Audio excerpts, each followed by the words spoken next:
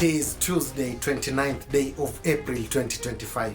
Welcome to the Lord Aboga TV newspaper review.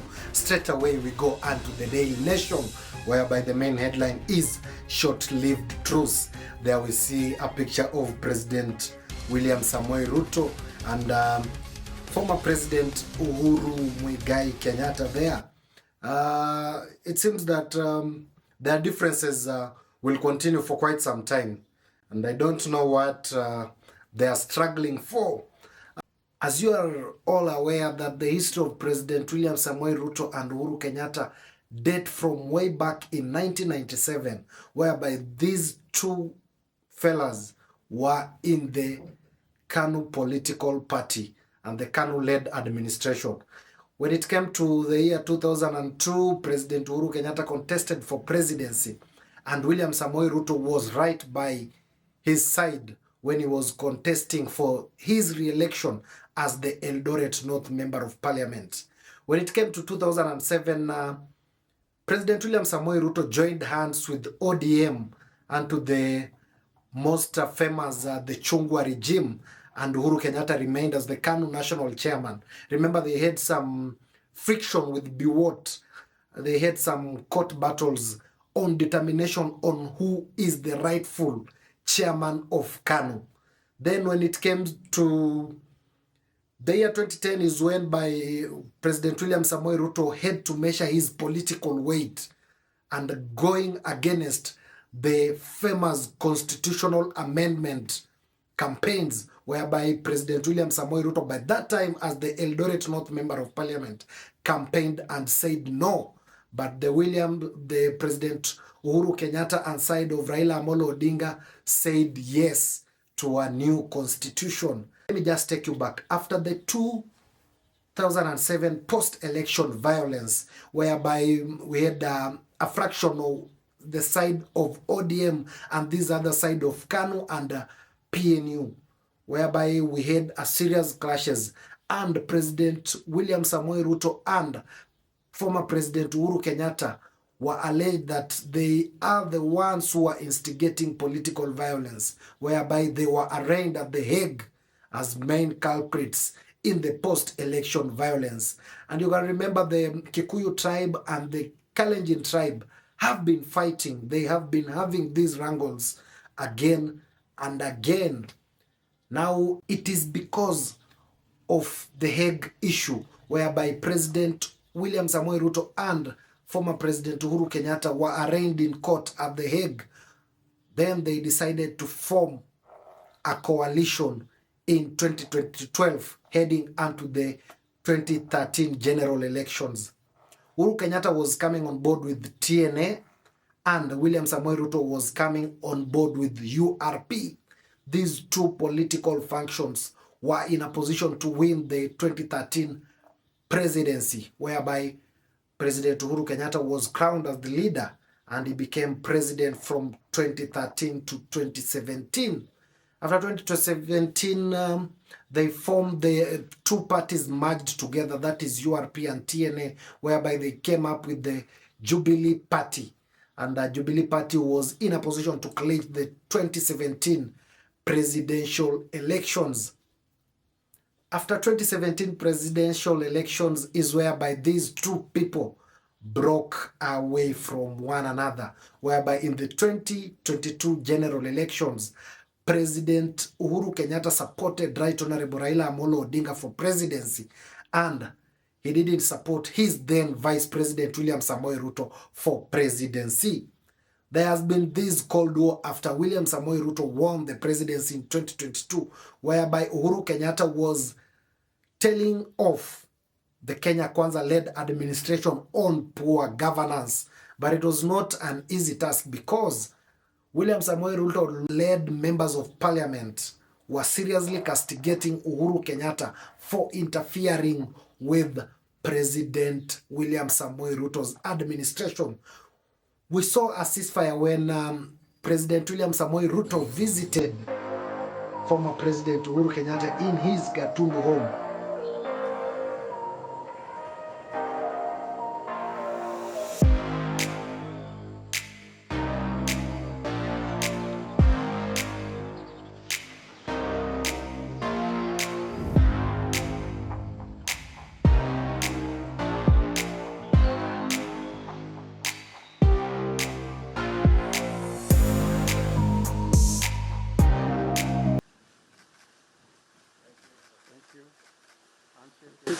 Thank you. Thank you, my friend. Thank you.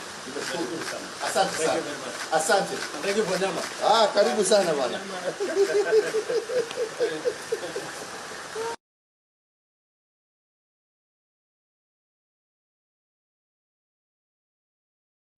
Whereby it bore fruits, and Uhuru Kenyatta's experts, that is Mutahi Kahiga and Lee Kinyanjui, were accommodated into the cabinet. And I think this their friendship was short-lived.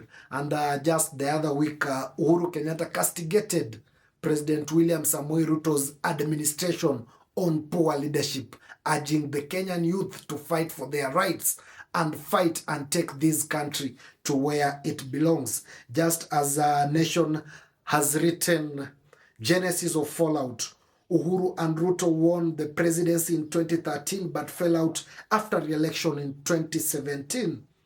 In the run-up to 2022 polls, outgoing President Kenyatta campaigned against his deputy, William Samoei Ruto.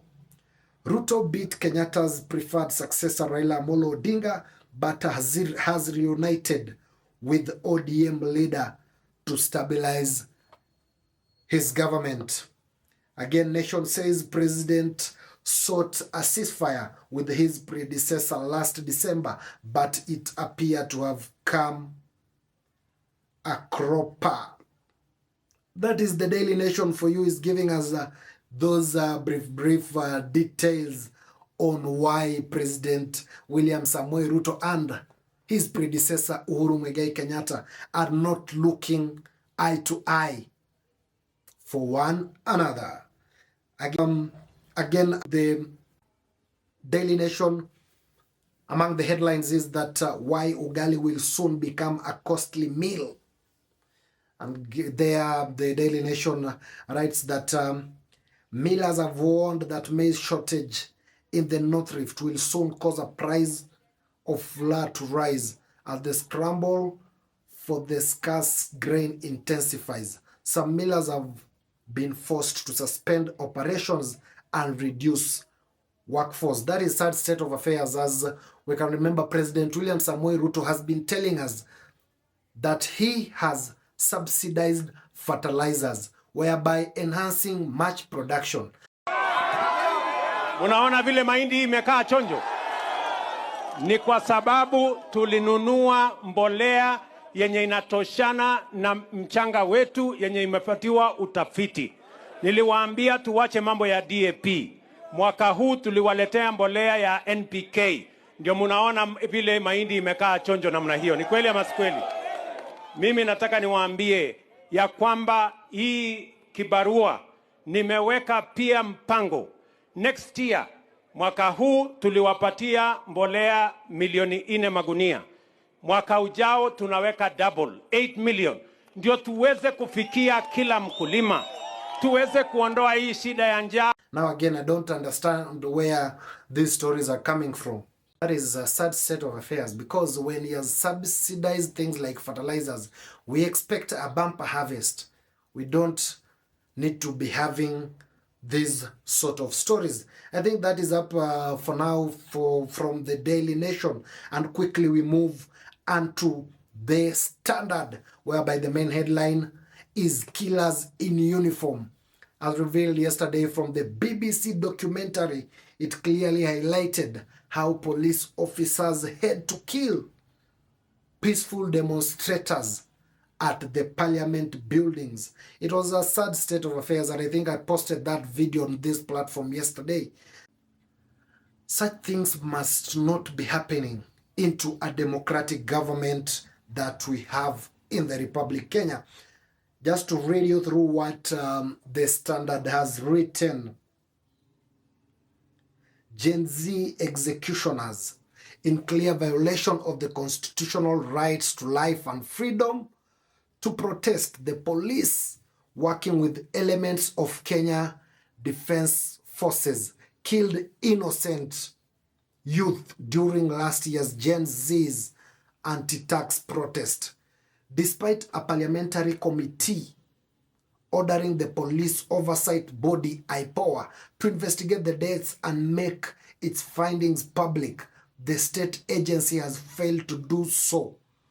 only the media remains a defender of the public by revealing those daily transgressors and identities of the killers. There on the Standard, we see a police cop called John Cabol, stationed at the Central Police Station, who was captured shooting directly onto protesters. That is a sad state of affairs from the police. And from this confusion and the BBC revelation, we saw IPOA yesterday fumbling day and night, and they went ahead and released a press statement that they are doing investigations into police officers who killed people from the anti-tax demos. It was a funny one. Do you know at what time the IPOA released that information? At 8:15 p.m. Who works up to 8:15 p.m.? It just shows you the level of confusion that this BBC documentary brought onto the government institutions.